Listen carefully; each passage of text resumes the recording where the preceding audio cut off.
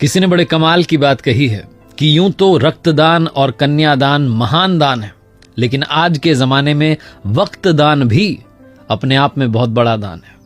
नमस्ते दोस्तों, मैं हूं आरजे कार्तिक। माय एफएम से 4 दोस्तों की कहानी है, नवीन, संतोष, मनीष और प्रवीण। 12th की पढ़ाई पूरी करने के बाद पुराने जमाने की कहानी अपनी अपनी साइकिल से रवाना हुए और उस शहर का जो बढ़िया वाला होटल था वहां चाय नाश्ता करने के लिए पहुंच गए। चारों ने मुश्किल से मिलकर 100 रुपए इकट्ठा किए थे। वहां पर जाकर के बढ़िया सी उन्होंने छोटी सी पार्टी कर ली। पार्टी खत्म होने को आई थी, वो पैसे लेने के लिए बिल लेकर के वेटर आया।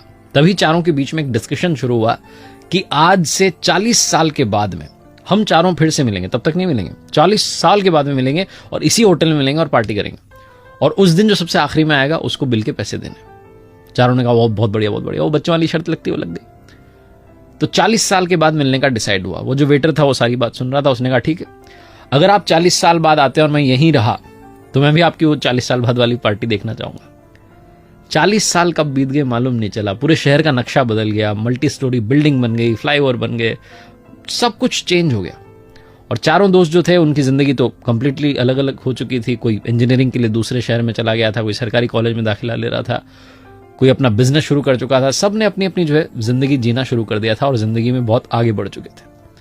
40 साल बीतने के बाद में सबको तारीख याद थी, 1 जनवरी को मिलना था। शाम के लगभग 6 बजे होंगे। वो जो होटल थी वो 5 स्टार होटल बन चुकी थी। वो जो वेटर था उसका मालिक बन चुका था भोला। एक लग्जरी कार आकर के रुकती है और उसमें से मनीष निकलता है और जाकर के सीधा होटल में देखता है तो वो जो सेठ बन चुका था भोला वो पहचान जाता, कहता है अरे आप आ गए, क्या बात है, आपके लिए प्रवीण सर ने टेबल बुक करवा दिया, आप बैठिए। और आपने मुझे पहचाना कि नहीं, मैं वही वेटर हूं जो उस दिन था। बोला अरे क्या बात है, आप तो मालिक बन गए। मनीष को इस बात की खुशी हो रही थी कि मैं पहले आ गया, मुझे बिल नहीं चुकाना है। मनीष बैठा ही था कि थोड़ी देर के अंदर जो है संतोष आ गया। संतोष कहने लगा कि मैं तो बहुत बड़ा बिल्डर बन गया हूं। मनीष कह रहा था मेरी तो ज्वेलरी के शोरूम चल रहे हैं 3-4। दोनों अपनी बातचीत कर रहे थे कि नवीन आ गया। नवीन ने कहा जी मेरी भी बहुत बढ़िया कंपनी चल रही है। तीनों इंतजार कर रहे थे प्रवीण आ जाए। तभी वो जो सेठ था भोला, जो कि उसका मालिक था 5 स्टार होटल का, उसने कहा कि अरे आप शुरू कीजिए, स्नैक्स लेना शुरू कीजिए। उनका प्रवीण सर का कॉल आया था कि वो थोड़ा देरी से आएंगे, आप शुरू कीजिए। तो तीनों की जो है बातचीत, हंसी ठिठोली शुरू हुई, मजाक शुरू हुई। थोड़ा और टाइम बीत गया, 7:30-8 बजने को आया। फिर से वो आया सेठ जो था, उसने कहा आप डिनर शुरू कीजिए। उन्होंने ऑर्डर कर दिया, कह रहे हैं मैं आता ही हूँ। तीनों को लगा कि आ ही जाएगा प्रवीण। उन्होंने डिनर कर लिया। डिनर करने के बाद उन्हें लगा कि प्रवीण तो आया ही नहीं। उन्हें अंदर से थोड़ा बुरा भी लग रहा था कि दोस्त से नहीं मिले, और वो भारी मन से सोच रहे थे कि अब बिल पे करते हैं, निकलते हैं। तभी वापस से सेठ आया भोला। उसने कहा कि आपका बिल जो है पे कर दिया गया है। तो तीनों चौंक गए कि प्रवीण ने बिल भी पे कर दिया, आया भी नहीं।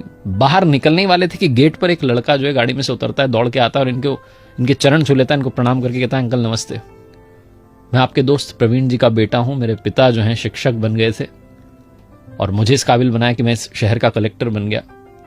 लेकिन पिताजी 1 महीने पहले ये दुनिया छोड़कर चले गए। उन्हें बीमारी हो गई थी, बीमारी ने घेर लिया था। लेकिन उन्हें शर्त याद थी, 1 जनवरी की तारीख याद थी, इसलिए उन्होंने कहा था कि तुम सारे अरेंजमेंट कर देना, बस उन्हें बताना मत। जब उनकी सारी पार्टी खत्म हो जाए तो बाद में बता देना। वो नहीं चाहते थे कि इतने सालों बाद आप मिलें और आपकी जो खुशी है उसमें दखल पड़ जाए।